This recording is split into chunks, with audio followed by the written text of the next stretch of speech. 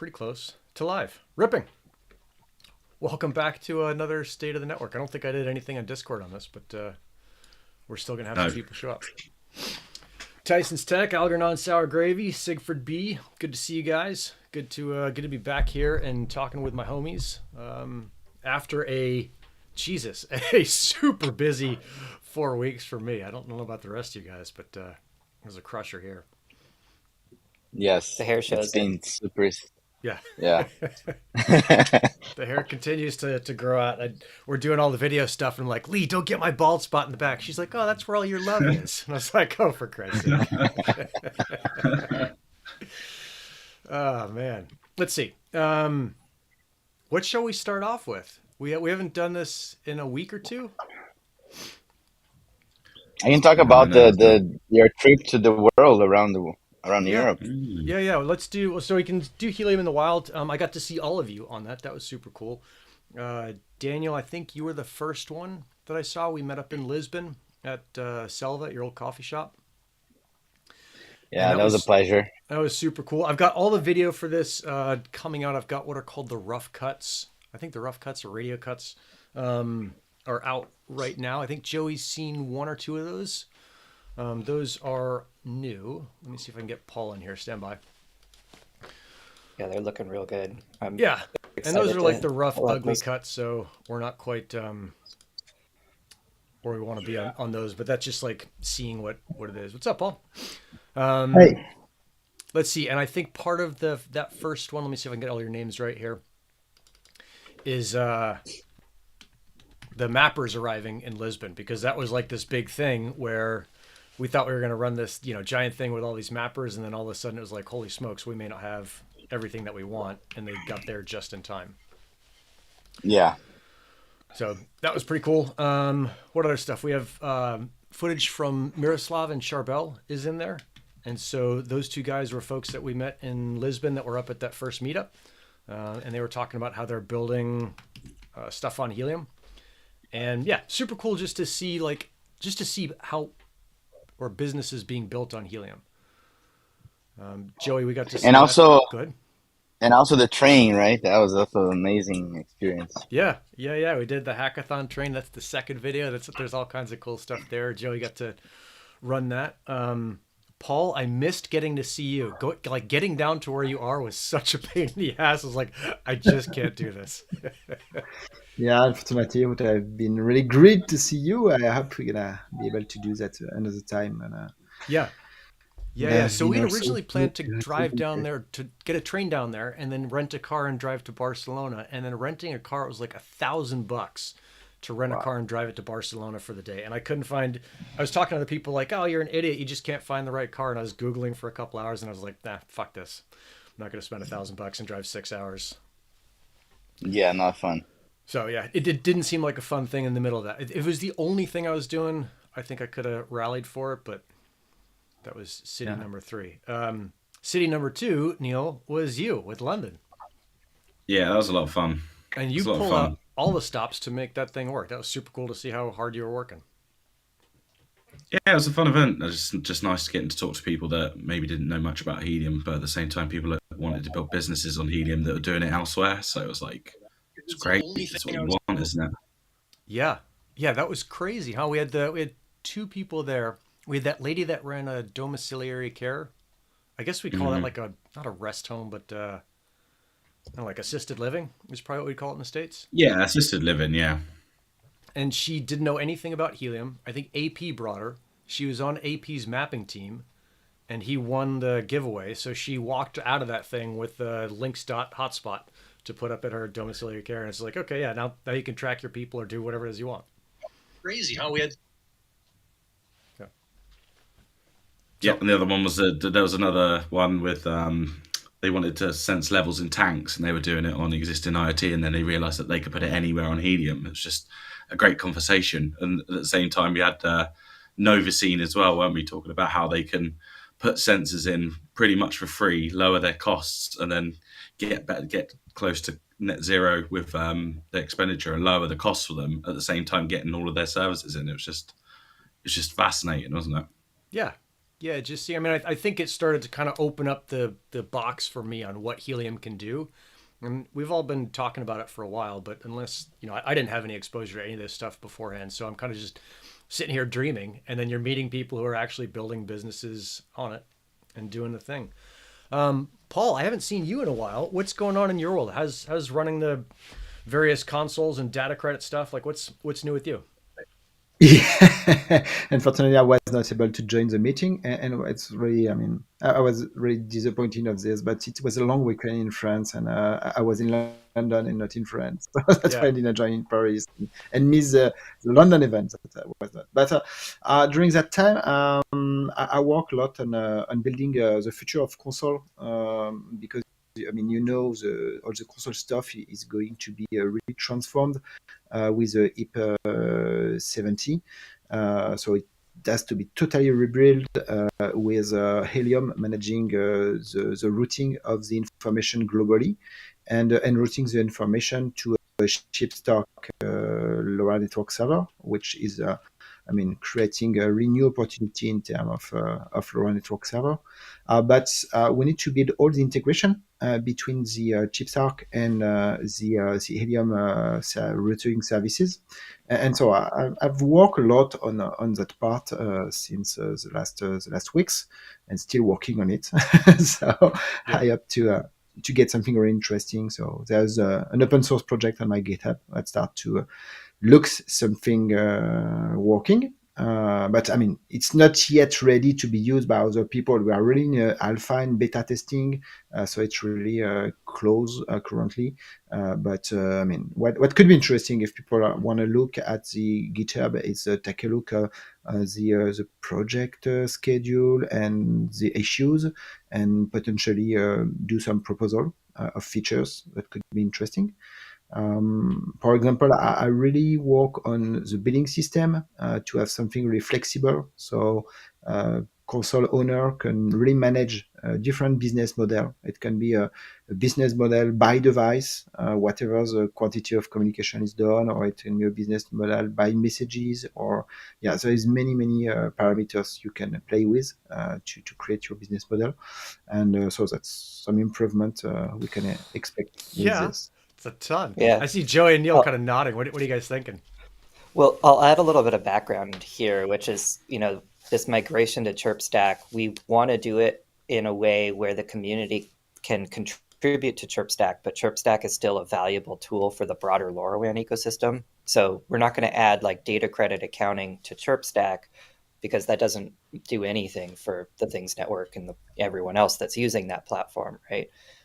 So the way we're approaching these is sort of like these little sidecar modules. This is kind of what Paul's talking about, where you can have billing, you can have account management, you can have data credits, all that kind of stuff as sort of plug-on attachments, if you will, to chirpstack, so that we can keep pushing chirpstack forward, but then also make it work for everything that we're doing with Helium. Yeah, just like the And behind the scenes is crazy. It is, yeah. Yeah. Let let's see. and what is Go also ahead. interesting to notice, yeah. So after the announcement of IP 70, I've noticed a decrease of people subscribing to my console. So and I mean doing paying subscription to heliumiot.eu. So I was a bit afraid of the reaction of the professional ecosystem on this announcement. And what is really good is since mid October, it's has come back. So I still have new people purchasing data credit on daily basis, basically, which is really interesting. I mean, I think there was a period of time where people were trying to understand where it's going, and it seems that they are getting back trust, and so that's good. Also, good indicator. Yeah. Yeah, migrating stuff is never fun, so I could Yeah. understand people pausing on things a little bit. Yeah. Let's see, Joey. We got a question. I want to hit this for all of us. But what was the? Because Daniel got to travel around a little bit as well, and Neil certainly got to see some new stuff. What was the most surprising thing that you guys saw in Helium as part of, I guess, the Helium in the Wild tours, or just what you saw just from the Solana side? Yeah, I saw that question come up, so I'm glad you asked it. But There's a lot of things. I'm trying to like everything from the Hotspotty guys have the coolest co-working space that I've ever been to. That was surprising for sure. But one of the really cool things. So I was only in Europe for Breakpoint. So this is the Solana conference, and we've got this one ecosystem partner that is Baxis, and they Was came that on awesome? almost. Right. Yeah. And so like we found them like day one. I went to Empire DAO in New York Yeah. after Helium House and just bumped into these folks and they're like, oh my God, temperature sensing. This is exactly what we need. Yep. And now they're sort of like architecting their business around like this value proposition that they can give you real-time data on the storage of your whiskeys and wines and all the other stuff that they do. And so like this is like this one it's kind of like, is there life on other planets kind of thing. It's like this can't be the only time that like we have this perfect fit in the Solana ecosystem. So I went into Breakpoint with that sort of like, who else is going to find that really cool use case for Helium. And I think the really exciting thing was that there's a lot of people that are excited about this connectivity into the physical space. So we had people working on NFT projects who were like, can we use this? How can we make this work? There's some really interesting conversations around doing parts of our infrastructure that is currently on oracles, on chain, on the Solana ecosystem. You've got this whole Solana virtual machine to work with. So people were really excited to jump in there. We've got a guy that their team is going to build like a data credit portal, hopefully. And they just like are payments through and through. Like you'll be able to buy data credits with a credit card and it'll do like on-chain swaps, and on the outs, like just magic happens on the Solana chain and you end up with data credits. Like, so a bunch of good relationships are made. Yeah, just very cool to see that, the people that are super heads down on building in Solana are now sort of heads down building Helium. Yeah. Yeah. It's Yeah. funny because I had such a different experience cruising around as I walked to every booth and like, hey, have you heard of Helium? And they're just like, I've heard of it. I was like, dude, what's going on? What's wrong with you? They're like, this is the single best thing to happen to Solana. So Yeah. I had bunch of combos, yeah, just one of the interesting to things see that one of the things I've been told is that our little balloon emoji that we use on Twitter freaks people out because apparently there was some big like uh, Oh, NFT it's the scam or movie, something right? like. Oh, Well, for it's me, one of them, but there was I'm drawing a blank on the name now, but they were using the balloon emoji as their little like thing, oh, and so anyway, I'm standing by the balloon emoji for now, but Yeah. I think Abai dropped it because he felt like he was freaking people out. Huh. oh, then yeah. I mean, one thing that like not necessarily 100% helium related, just the fact that being at the Solana breakpoint during the bear market was very exciting. Like people don't necessarily care about the market situation because there's still a lot of exciting things to be built, and people are just heads down creating cool things that can change the way that we live. No matter how the external factors is looking, right? Similar to what we're doing, right? Like now the market's down, but we doesn't change what we're doing, what we believe, and what we're going forward to.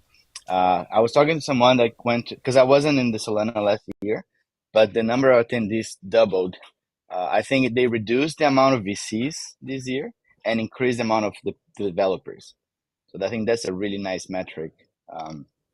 Even without the Yeah, FUD and all the like the FTX bombshell and everything, Yeah. there's still a lot of cool things happening. Yeah. yeah. So we're gonna keep trying to engage that community. There's a ton of cool movement happening there. Yeah. The Oh, other surprising thing that I saw was that the YouTube stuff, the videos, like the talks that Abai and Amir and that you gave, they had like a couple hundred views and that was it. Or 600 or 700. Like, man, this should be thousands of views with so many people asking questions about what's going on with Helium, what's going on with Solana. Is Helium abandoning IoT? Is Nova doing this, that, or the other? It's like, just watch the videos. It's all there. Like they hit all of it in all of the videos. They answered every I'd rather question that was out there. speculate. Yeah. So that was part of the first blog post I just dropped. Is like, hey, let me just write out what happened in the videos in case you don't have time to watch them. But yeah, Interesting. Neil, what'd you get, dude? I just think the best thing that happened over the Helium in the Wild tour was, the teams going out and mapping, and like the idea of something that's really fun like that could be made. Like we've been talking about Here Be Dragons as a game. At the same time you're mapping the network, which is fantastic. Yeah. We can link the two, and there's some sort of tokenomics for secure devices in the future, and maybe it's all built on Solana and it's paid mapping. That'd be amazing. It's all possible, but Yeah. that's just where we're at, and it was just fantastic to see that. I think the thing that surprised me most was just how many other businesses are interested in moving to Helium, but they just need some help. They need those kind of events to happen where there's people there talking about Helium to, get to the finer detail. Like some of the people there, we were talking about the move from console to chirpstack. That scares them because they've got devices in the wild that they're going to have to go visit and rejoin. But if you can get past that and talk to them and say there's a quick way, there's a quick way. Like if your device supports being rebooted, you could remove it from the old, add it to the new, and it'd be absolutely fine in seconds. But yeah. Well, you can actually migrate the network session key, so hopefully won't even have to rejoin the device. That's the kind of questions you're getting, and unless we meet with these people and hear those stories, you just don't know their problems.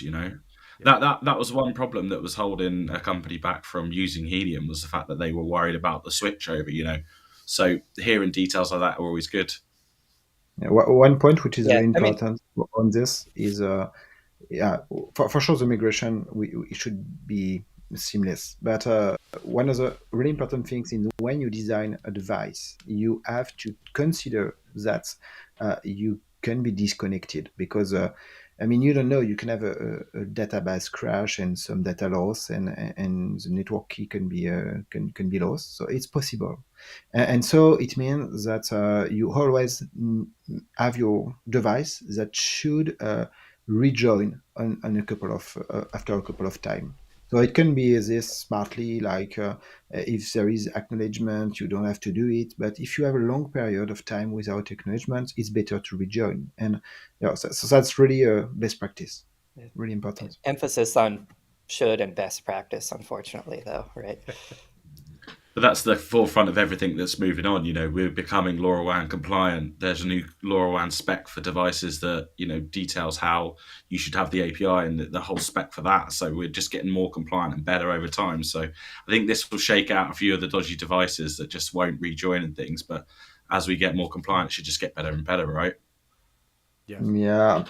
But this is not really described in the LoRaWAN spec, and it should not, in fact, because it's really, you go to really complex and not adapt things to your device. So in my point of view, what I do when I do development, some of the things that is in the stack for this, I start to deactivate them, because it don't really make sense regarding the use case you want to implement. And so I create the rules based on my use case and what makes sense. And for certain device, like a tracker, if you implement the standard mechanism, you will be disconnected all the time, and you will have a lot of problems to rejoin, and you will lose a lot of communication that won't be lost if you do not apply the standard things. But if you are on a fixed device, here it maybe makes more sense, because the communication is different. So what I mean is, what is in the spec is really generic, and it has been described, I would say, by people who do not design devices. That's a big issue. So when you do design devices, you learn from the field, and you do different implementation. So let's see, we got a couple other things. Like there's so much to talk about because A, we haven't done this in a while, and B, there's just been a ton going on. I'll throw a little bombshell in here. I've been getting blown up on Twitter and in DMs with this Australia, what appears to be a shit show. But I don't know anything about it. So I keep getting asked, like, what's going on, and the power is decreased in Australia and whatever, the whole thing is dead. I can't imagine that that's actually the case, but I don't know anything about it. Do any of you guys know what's going on with that, or kind of what the future is for Australia? Because I thought it'd be super cool to do a tour down there, but I don't want to go if I'm going to get mobbed and my throat slit at the airport because I show up talking about helium. So yeah, anything you guys have? I mean, I cover the basics if no one Yes, else please. wants to. So there was they used AU915, which was a particular band, but the actual LoRaWAN spec is for a dual band. It's like 915 to 928. Okay. So we were using a band that wasn't standard for that region. So Helium, the network, has dropped that 915 band and moved to the dual plan, which Okay. is under the LoRaWAN spec. And in that process, on the old 915 spec, it used to be POC was allowed at like something like 30 dBm, I think it was, or something like that. But now they moved to the new spec; it's much lower. It's like 16. Okay. So there is a decrease in power as well as an extended band plan, which like it's not really a dual plan; it's one big plan as Okay. such. So it's like 915 to 928. So, but that's the spec out there basically. I mean, basically, 16 dBm is quite good. I mean, it's what we have in Europe. We have 14, but Exactly. Yeah. usually 14, 16 is quite equivalent. It's depend if you're talking dBm or dBi. But we have coverage up to we have 80 kilometers with 25 milliwatts, so 15 dBms. And I mean, more usually it's around 10, 15 kilometers, but we can reach this for 80 kilometers. So that's good enough. I mean, don't need to go to 22. And it has an advantage of being at 25 milliwatt is that your battery will really appreciate that you stay at 25 milliwatt Okay. compared to 27. So in my point of view, it's not a big problem for the transmission from the device. What I've seen is that where it creates a complexity is that the frequency band have changed. It impacts the device. So, for example, with the WIO field terminal, people from Australia were not able to connect anymore. And so I had to fix that, which, I mean, it's an open source project, and so it's easy to reflash and so on. So we have been able to do that quickly. But all the users are not aware of this, and all the devices are not open source. So the problem is with device, people have and they're working and know what are not working. And basically on the market, when you buy a device which is compatible, you don't know if it's compatible with with what frequency exactly. So it makes some complexity for the end user, and that's I mean the biggest problem in our point of view is this the risk to have people receiving device and having trouble to get it working. Got it. And I'm seeing Plains Implitech is jumping in here. I think he's down, or she is down in Australia.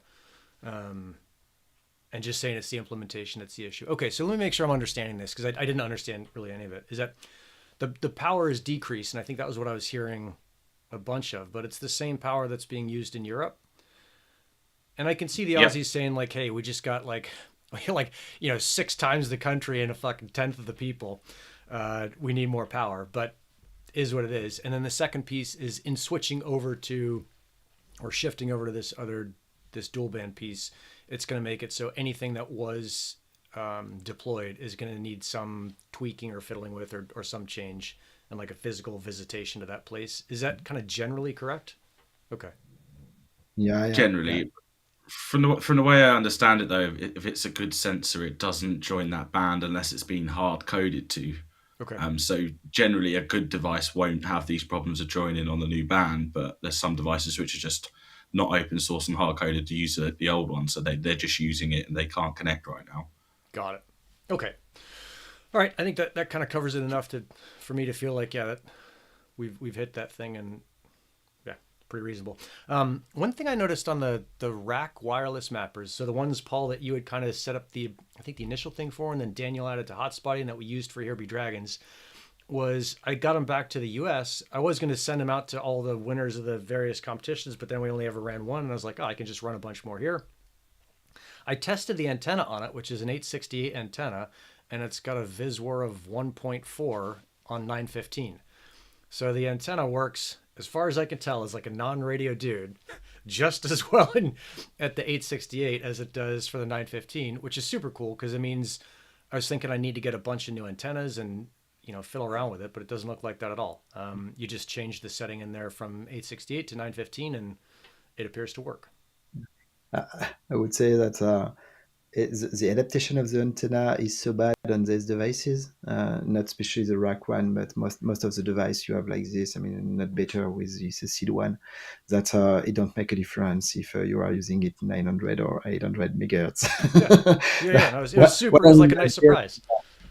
Yeah, what I mean by this is if you really want to get all the benefits of the antenna, you need to have a really specific adaptation of the antenna with with the box, with the way you handle the device, and with the hardware, which is a really specific and hard job. You can get information on my blog on this. It's VNA adaptation usually, and if you don't do that job, basically you lose about from 8 to 10 dBm of power, which basically means that you mostly lose a lot of your power. So that's why I mean, if you use a 868 antenna for 915 in this condition, it don't change a lot of things. In fact, it's the same kind of results. Yeah. And I wanted to do, Neil, I think you and I are going to work on this more, but can everyone on the call here has some kind of touch point on this idea of the Here Be Dragons mapping thing, where, our intent with London was just to see what we could do. And I think Daniel had it feeding through to Hotspotty, and I don't like all you guys did something on the background and it just generally worked. I don't know what you did. I'm really pleased that you did whatever you did. But in general, but it's a super cool idea. You could show up with a couple mappers, and whether they were provided by the event organizer, by me, or by Neil, or someone else bringing their own mapper, they could basically say, hey, we're going to send an additional, correct me if I'm getting this wrong, additional data stream through someone's console. And I think this was your console, Daniel. And that way we can score all of the data that's coming through. So we see what the radio strength is at any given location. Is that right? It was pretty easy. Yeah, I mean, so the idea is that like when you put a mapper, you usually point that data to the mappers and also to the console, sorry, to cargo, but you don't necessarily have access to the raw data that it's sending. So I just added a new endpoint to a server that just like logs everything on a database that we have access to. And then you can have the name of the device plus like all the hotspot that is just pick it up and what's the signal strength and how far is the device from the antenna. There's a lot of things that we can do after. And I think these games, we can continue working on them. And then this was like kind of last minute trial run and test run, and it was super cool and opened so many opportunities that just super fun to promote the network. Plus do some mapping right on the side. So yeah, I'd love to keep on working on that as well. We can start brainstorming some things and like capture the flag. There's so many things that you can do. Yeah, and I think with Solana we can start tying in NFT stuff to it, because I think I've talked about this with you all maybe separately, but let's say there's like a course in every city. So there's a London Here Be Dragons course. There's a Mexico City Here Be Dragons course. There's a Buenos Aires Here Be Dragons course. And if you are a traveler like Daniel is, and you're cruising around the world constantly, you could run all these courses, collect an NFT for each one, and win something at the end of it, which would be like a fun way to do it. And then you could also see how fast you could run a course.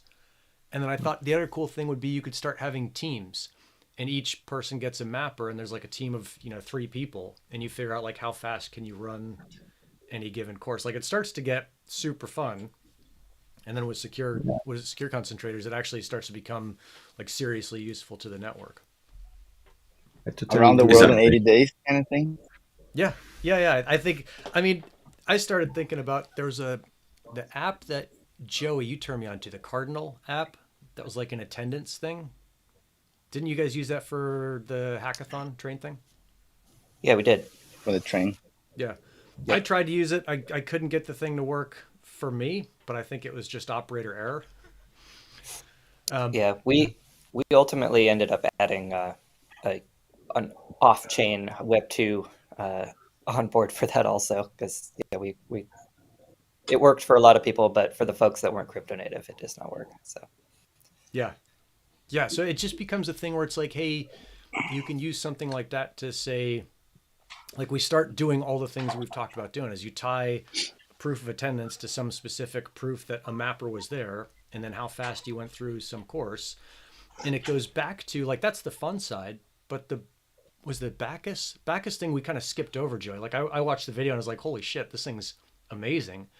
Is these people are tracking wine barrels and whiskey casks with helium, which is the kind of, quote, the perfect thing for it, because these barrels and casks are A, cruising all over the place, and then B, they're down in like basements. And so Wi-Fi doesn't hit them, or cell signals don't hit them, or whatever. They need long-term tracking of temperature and humidity, because if you're a wine or a whiskey geek, or like me, a coffee geek, like, you want to know, hey, where did these go? How hot did it get? How long did it take in transit? How cold did it get? How much humidity is there? Like, wine people freak out about that shit. Hmm.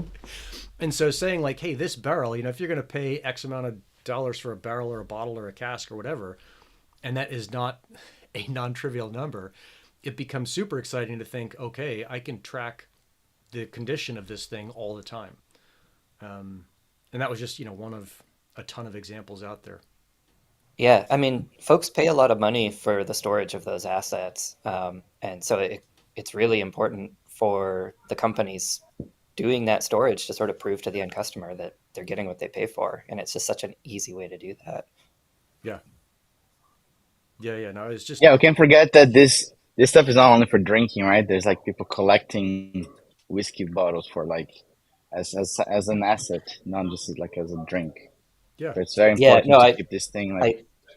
I I probably did a really terrible job of explaining their whole business, so I encourage people to go check out their website. But yeah, one really simple way to explain it, it's like StockX, but not for shoes. So if that lands for anybody, then you'll kind of know what's going on there. Never heard of it, but I'll check it out. It's a But yeah, big so thing. like, it's like anything you can. We just kind of, I think, in general, people miss it because it doesn't exist, so it's hard to imagine. And then once you start wrapping your head around it, you're like, oh, I get what this thing can do. Your mind explodes, like hacking this and that. It's like, oh, you could do cigar storage. Like, you can do anything. You can track oranges. You can track tires. You can track vehicles. You can track coffee. Like, it, you name it. You can start to track it and figure out what's going on with it, and that is a value add. And you can start to say, like, Yeah. hey, this, like, my raw materials are better because here's the temperature, here's the humidity, here's like all the things they experienced. And you either don't know that for a competitor, or you know it for a competitor and those conditions were worse. Like, we start to see an improvement of quality around the world, which is kind of Yeah. cool. What Yeah. is, I mean, Well, what I've seen on this, because I mean, this is what I see since 7 years now Yeah. on IoT. Yeah. I totally agree with this. But there is two things that make it difficult, and there are the two things to consider, because the technical things is not a big problem. So we have the network, we have the technology, the price of the technology has decreased, and so it's not a big issue. There's two issues. One is adapting the technology for the specific use case. And for the example of wine, I work on wine temperature measurement, so it's temperature, hygrometry, and mastering, and also vibrating to preserve the wine.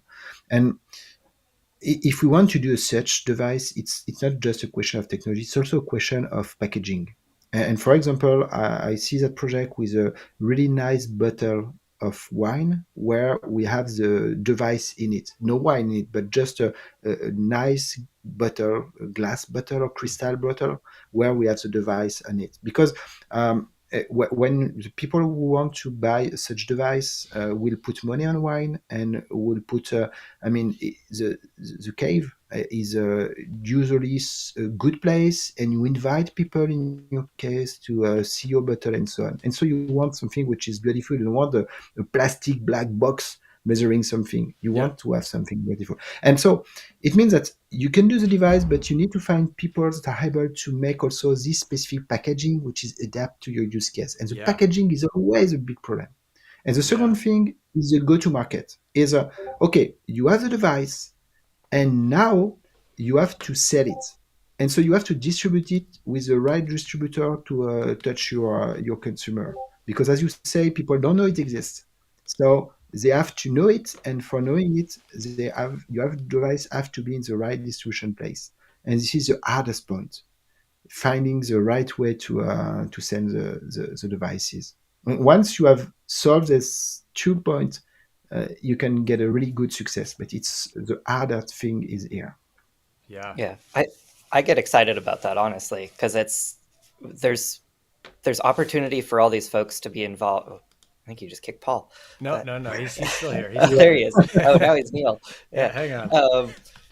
But like, as engineers, you can get involved in the project. As designers, you can get involved in the project. As business, like there's so many opportunities to sort of jump in and make contributions in all of this stuff. So it's like, you know, uh, talking about industrial design, talking about materials testing, like all that kind of stuff. Like if I want to build a parking lot sensor, uh, the electronics is not the hard part there, beyond making sure it doesn't like catch fire and burn cars down, right? But like it's building an enclosure, right? That is something that somebody can drive on, or like Yeah. their tires turning on it doesn't pop it off the pavement. So there's all sorts of cool, fun challenges to jump into. All right, two things there. So let's see. The parking lot sensor thing. This was like a mind bender at Smart Cities. Is I'm cruising around the expo talking to people, and I see a parking lot sensor. And here in San Diego, we've got this developer who's putting up a giant building, and so I want to put up parking lot sensors to show how many extra cars are going to be parked on the streets. Blah blah blah. So I'm interested in parking lot sensors. I start to talk to him, and I'm like, oh, how do these things communicate? Do you guys use LoRa? He's like, yeah, we use LoRa, but we don't use a LoRaWAN because there aren't enough gateways. And I was like, what part of the world you in? He said, oh, I'm in San Francisco. It's like, have you heard of helium? He's like, no, what's helium? Clearly not. Yeah. And so it kind of hit me and that was the thing that was kind of the big takeaway. One of the questions asked earlier in the call is like, what were some of the big surprising things, was how few people have heard about helium who are in the space. Like everybody at Smart Cities had heard about LoRaWAN. Very few, and maybe none that I talked to that were outside of the LoRa Alliance booth where helium was. They're all like, no, what's helium? Tell me more about it. And so I think it's just, that part is pretty promising. And then the second piece, Joey, is I want to talk about this nose project. Is RAC sent over these like CO2 sensors. I don't know if they can, there we go, focus up. And I was begging you and talking to you like, hey, could we design like a giant 3D printed nose that this thing like slides into, and then the nose has like a sticky back to it, and you just stick it on a wall, and maybe it's got a little screen on it, but it shows like, here's what the CO2 levels are in your house, and it'd be like a fun project to do. A little LoRaWAN booger.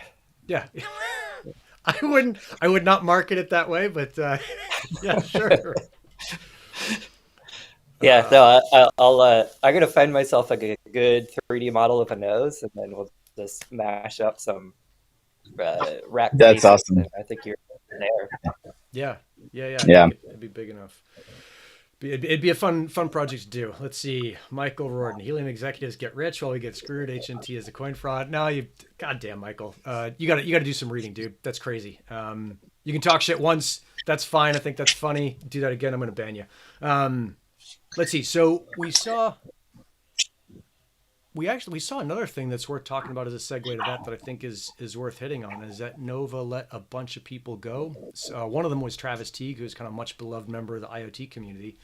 And that seemed like it sent a message to the community that Nova was abandoning IoT, which, I checked into. I think a bunch of us checked into immediately, like, hey, what's going on here?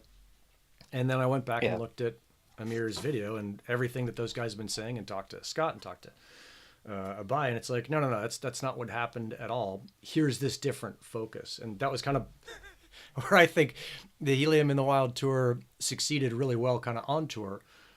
But it was not like this pervasive thing that said, hey, clearly across the world, there's a big push into IoT. It was just the people we talked to got it, but folks who didn't see that didn't get it. So yeah, I mean, I could probably add a little bit to this. So sure, there were a bit over a dozen folks, I think, laid off from Nova Labs, and then that is a bit more for Nova Labs. it allows them to do a bit more focus on the mobile network build. But to clarify, this is not an abandoning of IoT, and sort of, I guess, to evidence that, a bunch of, I guess, let's see, two folks so far have come over to Foundation. Yep. And we're sort of in the works to figure out like how we can slot in a bunch of other folks there. And so the way this is sort of playing out is that the Helium Foundation is going to be the primary steward for the IoT network, while the Nova Labs team largely is heads down, making sure that all of the Oracle infrastructure for HIP-70 is robust and complete. But then also they're sort of going to be, they are a for-profit company, and so they're going to start selling cell phone plans under the Helium Mobile identity and all of that.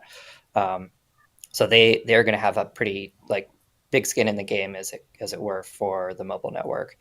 I think this is like the ideal split for the responsibilities, because we have this mobile network. It's largely built. Like there's still opportunity to grow. I want to see us reach 2 million gateways, like all that story. But the number one objective for us, and you'll hear this directly from Abai, who's the CEO of Nova Labs now. Again, somebody coming over. Sorry, yeah, somebody coming over from Nova Labs to Helium Foundation. Yep. So you're seeing our team become more robust around the IoT network.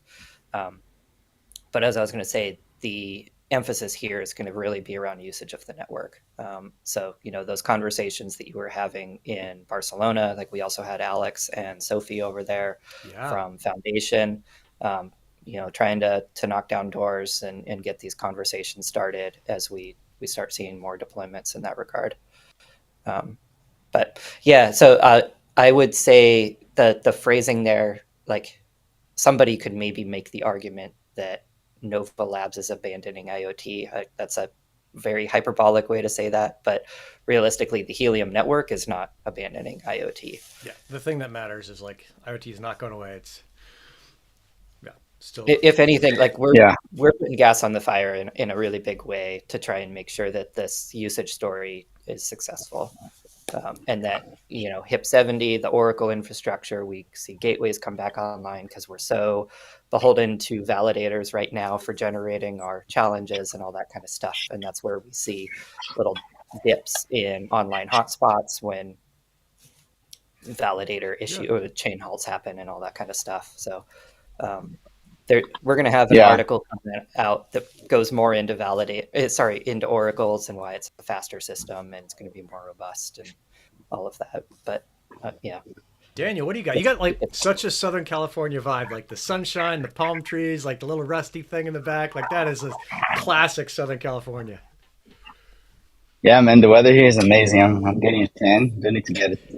But anyway, I really like LA. I was in San Francisco for 10 days. Yep. Didn't do as much fun things as I wanted to, but I managed to get to know all the protocols team and spend a lot of time with like very smart people, just trying to learn as much as I can.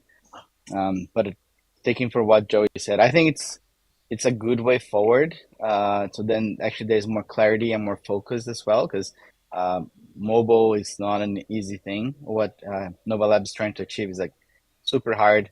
And then the foundation being really focused on IoT. I mean, I speak as an outsider, right? Like from the foundation or from Nova Labs.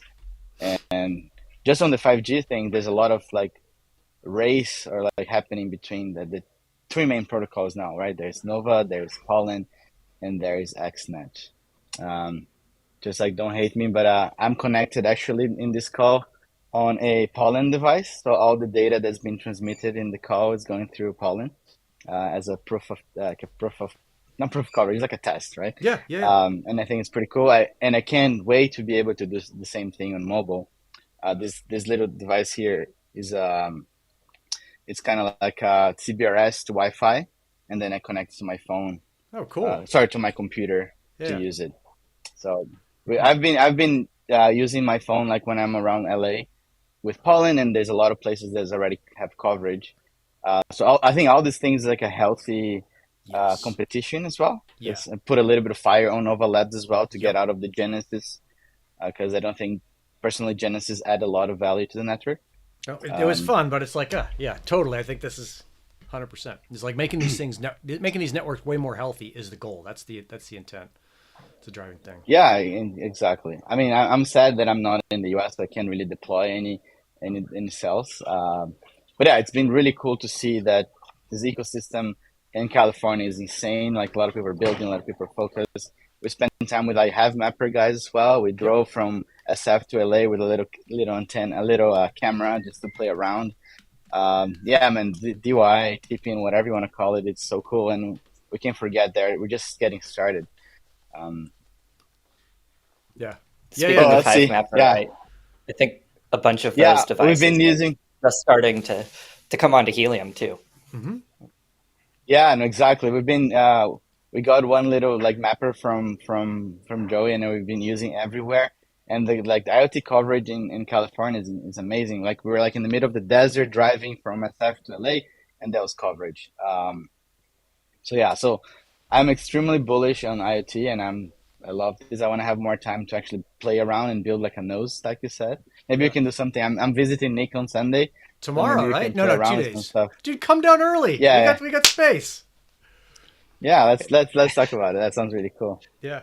Nick, I saw you processing desert, and that's the Yeah. California Central Valley without 2 years of rain. Yeah, So I was just like, there's no desert, but I'll take Oh, you to a desert. With 3 hours or 2 hours, we'll take you out to like a bitchin' it's desert. all desert now. Yeah, Yeah. is it really? Okay. Yeah, that's funny because I was definitely thinking that. I was like, where is the desert between San Francisco and LA? I think they took the 5 down. I was following them on the mapper thing. So yeah. yeah. We Um, did but, we did the oh, coast up and then the highway down. Yeah. Just Okay. yeah, Yeah. very different. Hey, Paul, one thing I found was I talked to Mark Pose at Balena while I was in Barcelona. And like you, he's been doing this IoT. In fact, you introduced me to him. I forgot about that till just now.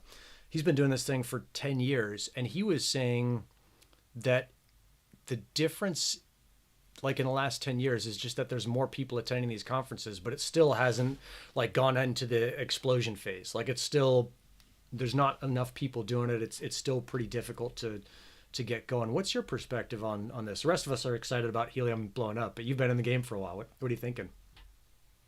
Well, what is, I mean, what is interesting, I mean, I'm, and I think you, well, all of you, you are in the development area, and I'm also in the development cell, basically. And IoT is more on the electronic cell, and the behavior of people on these two environment is totally different, and that's quite crazy. I mean, when you do a developer conference, you get hundreds of people interesting and coming. When you do something about IoT, which is 90% of development for real, but developer doesn't understand that yet.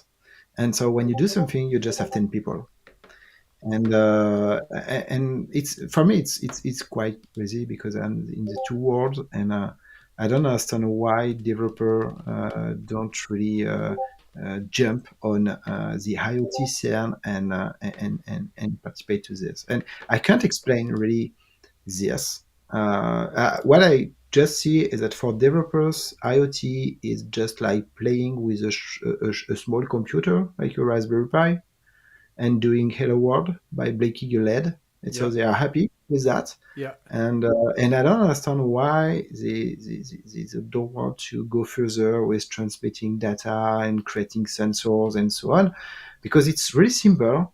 And after it's 90% of development, so they can have fun with making backends, with front ends, making charts and dashboard, and what they love to do. Yeah. Uh, and I have no explanation for this. Honestly, I have no explanation. Yeah.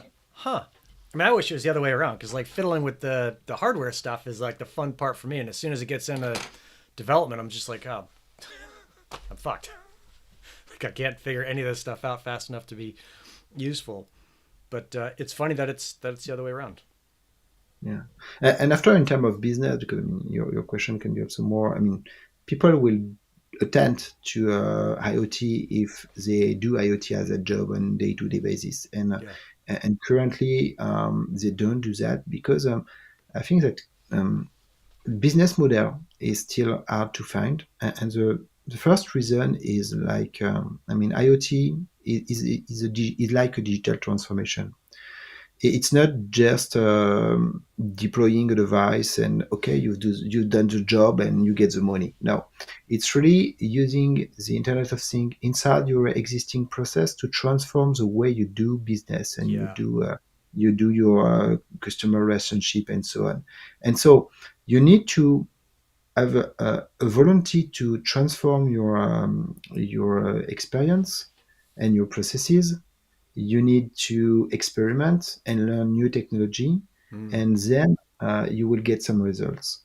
And it's something terrific for companies. It's a high risk which is taken. But I can give you one example. It's not a strongly changed process, but I love this example. It's the technology used is Sigfox, and it's for Rover, the car company.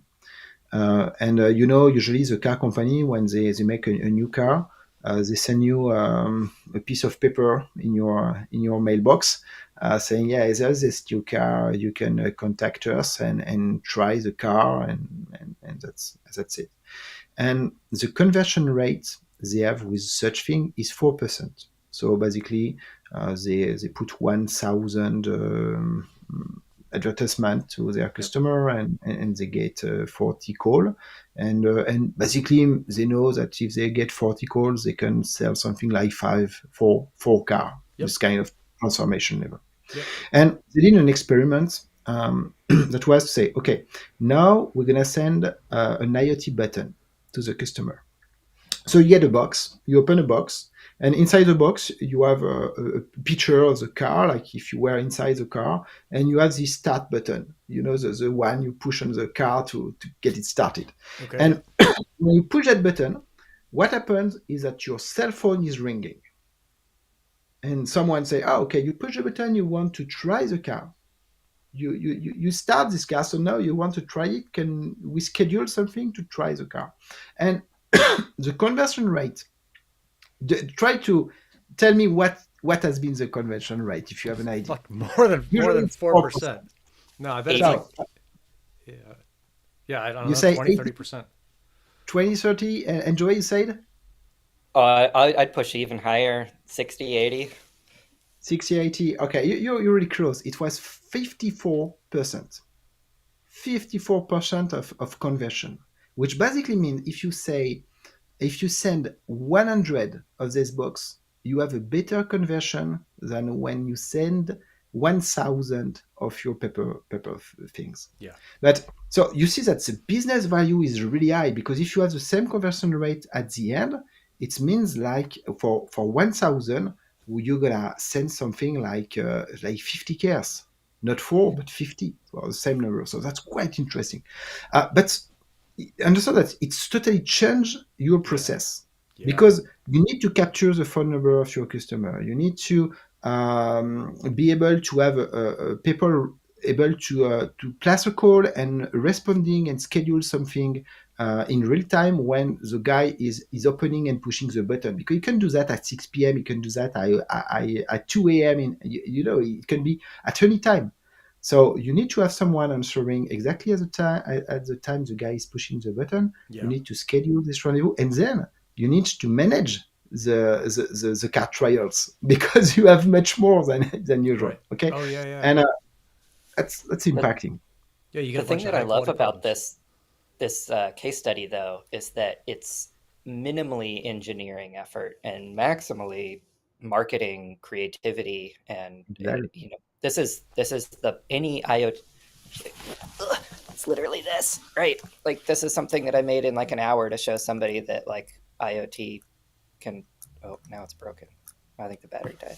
It was blinking. I Anyway. saw some stuff happening. Oh, you saw some blinkies? Oh yeah, there's the blink. Okay, I can't see it on my camera. But it's just an elevator button with a little cube cell glued to the back of it, right? You put something like that in a little box and a little start button on there. That's it. And it's the easiest thing. It's literally the hello world that Paul is talking about, right? Like that is what you do as a hello world for IoT. Yeah. And how they created this like pipeline around it to make like a really robust story. I remember reading that case study. I've forgotten about it. I'm glad you brought it up. Yeah, it really is thinking about the world in a different way. Like that's the competitive advantage here. So Yeah. So huh. Exactly.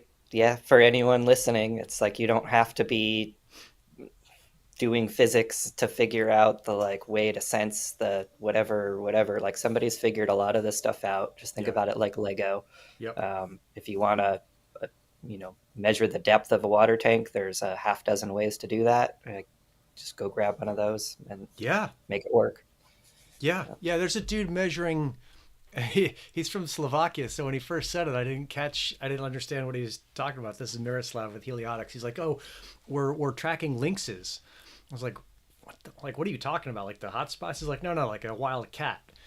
And I guess these cats are cruising back across I don't know, the French-Spanish border, and you can't track them with LTE because I don't know, the phone changes country to country, whatever it was, or it's a high power.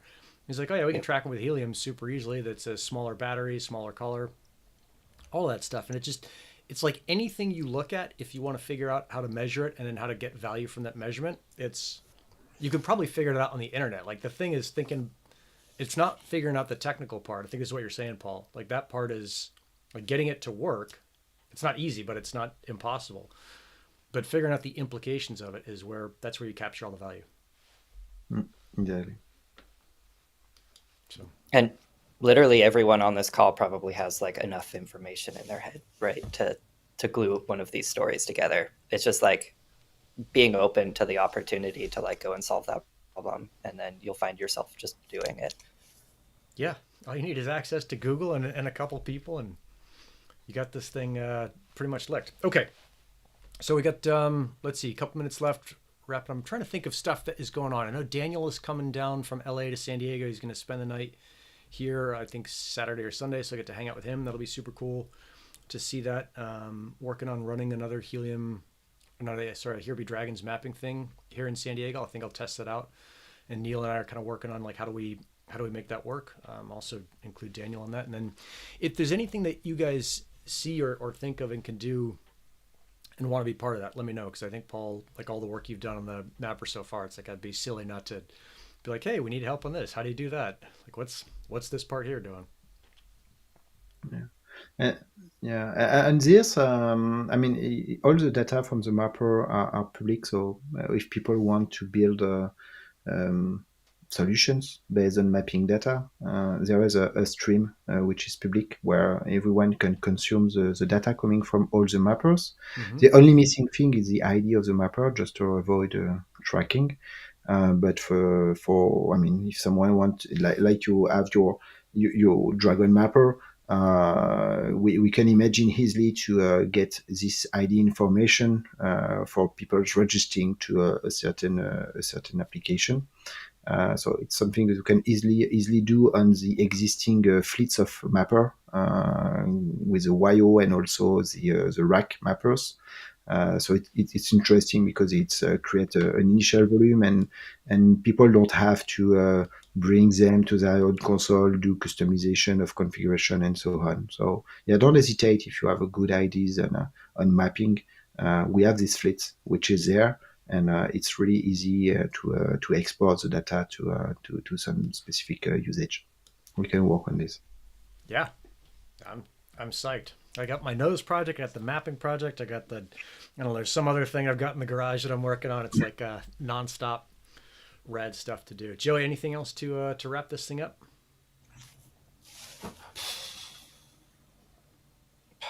No, I mean, we touched on a lot of fun stuff. There's 10 times as many things happening as what I've probably talked about. We are all super heads down growing the team on the foundation side. There's a ton of work to do. Paul sort of touched on all the stuff with chirpstack and third-party LNSs. Amir had mentioned this concept of open LNS, which I'm sort of fighting a battle to change that because it confuses me. But the idea that you can bring any platform to the Helium network, like this is an open access thing, is going to be really important. Yeah. For anyone that hasn't watched, Amir's keynote at Solana Breakpoint, solid solid content. I'm looking forward to seeing your videos, the rest of those roll out, because I think those also just give people an awesome sense into like how the hackathon train went. Like it was cool seeing these Solana devs sending packets over Helium. Like it's just a ton of cool stuff happening, Yeah. and a lot more coming. One question about this solar train. I really love this idea of this solar train, and hacking in a train is quite really interesting. And Yeah. I don't know if there is a volunteer to replicate this in different countries, or like because it's I think it's really fun to do. I'll do it. I don't I don't know if I will personally ever sign on to do a hackathon on a train again. I think it was very, very cool, but it was also like challenging. There were like a lot of unique challenges to doing something on this like narrow tube going 150 miles an hour down the road, or kilometers an hour. Miles an hour. The thing was ripping along. Yeah. I've got some ideas. That said, yeah. I want to see a lot more hackathons. I know, like we've talked about this internally. Like, there's a lot more opportunity now that we're coming out of the pandemic to just like get back out there, because like you're saying, you're smart cities. People hadn't heard about it yet. We built this whole thing in the pandemic, and people have been working from home, not talking to each other. So now is our time to shine. Yeah. Brad, I think that's go ahead, Paul. It's good. I really think that this question of doing hackathon, if it's not in a train, I mean, having a hackathon to make people discovering Helium and IoT and 5G capabilities and so on, it's something really important. As I mean, all of the other commercial networks, traditional networks, I mean, they have advocates, like because there is people selling the connectivity and so on, and so they can talk about themselves on the corporates and the school and so on.